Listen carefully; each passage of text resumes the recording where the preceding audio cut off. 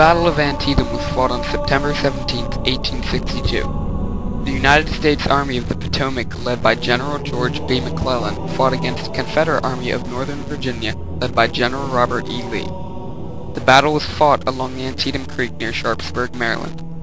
Both of the armies were densely concentrated in the Sharpsburg area, and it was a very bloody battle. The Union Army lost over 12,000 men, while the Confederate Army lost around 10,000 men.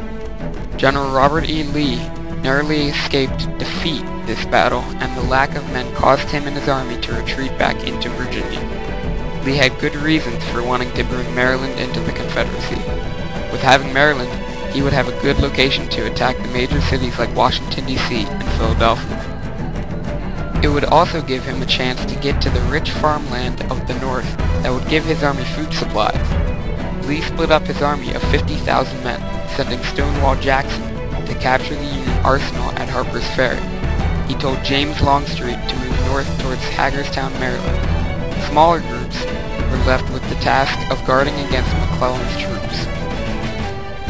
Even with all the planning, his adventure seemed to be doomed from the very beginning. The people of Maryland did not give Lee and his Confederate troops a happy welcome. Instead of being treated like heroes as Lee thought, they were treated like invaders. Even the secessionists from Maryland did not like the idea of the Confederacy invading their state. Lee was set back once again when a letter containing his plan of attacks and the locations of all Confederate troops were found by a Union private near Frederick, Maryland. If McClellan had moved quickly, he could have easily crushed Lee's army and ended the whole war altogether. But McClellan did not move quickly enough, and within 24 hours, Lee learned of his danger and pulled his troops to Sharpsburg. On September 15th, Stonewall Jackson captured Harper's Ferry and was moving to join up with Lee at Sharpsburg. When Lee arrived at Sharpsburg, he met Longstreet, and, with their troops, they occupied a ridge overlooking the Antietam Creek. Later on, during that very same day, McClellan's troops, under the command of Major General Ambrose Burnside, came up and occupied the other side of the creek. Longstreet was horribly outnumbered, almost 5-1, but McClellan did not order the attack. Instead, he took an entire break and studied the situation. During the time McClellan took to study the situation, Jackson's forces rejoined Lee, and another Confederate division under the command of General A.P. Hill was moving to join Lee. On September 17, 1862, the Battle of Antietam, or Sharpsburg, began.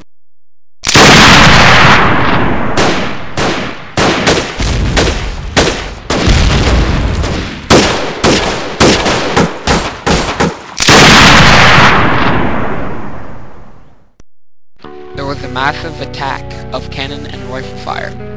General Joseph Hooker's men crushed the rebel troops. Only a counterattack by a Texan force kept the Yankees from breaking the Confederate line. Hooker threw his troops up against the rebels, causing heavy losses.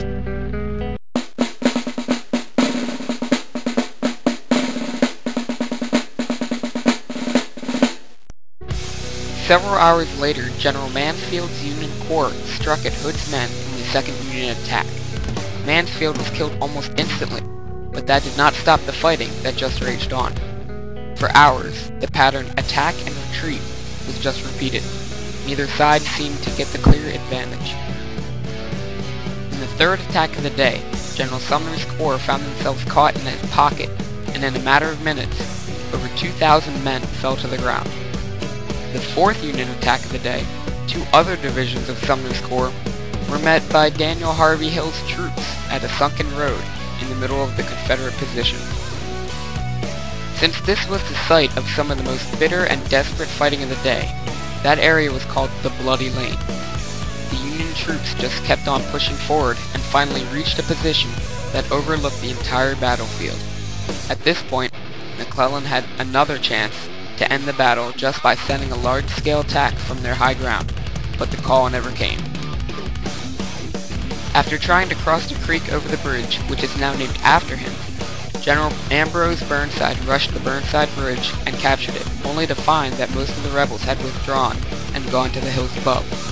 He then gathered his troops and began to march on to Sharpsburg. Because of Hill's arrival, Lee narrowly escaped defeat.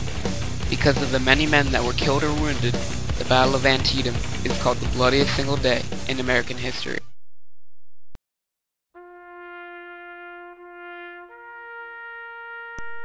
Together, the Union and the Confederacy managed to produce over 23,000 casualties. One Northern soldier later wrote, "The whole landscape for an instant turned red." Another veteran said, "The cornfield was so full of bodies that a man could have walked through it without stepping on the ground." The amount of carnage was unbearable, and the worst America has ever seen.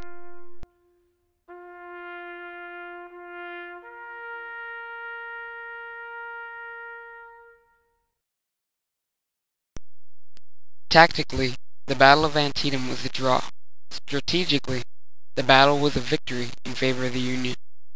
This victory gave President Abraham Lincoln support to issue the Emancipation Proclamation that freed all slaves out of the Union's control. This changed the war from fighting to gain back the seceded states to fighting for slaves' freedom.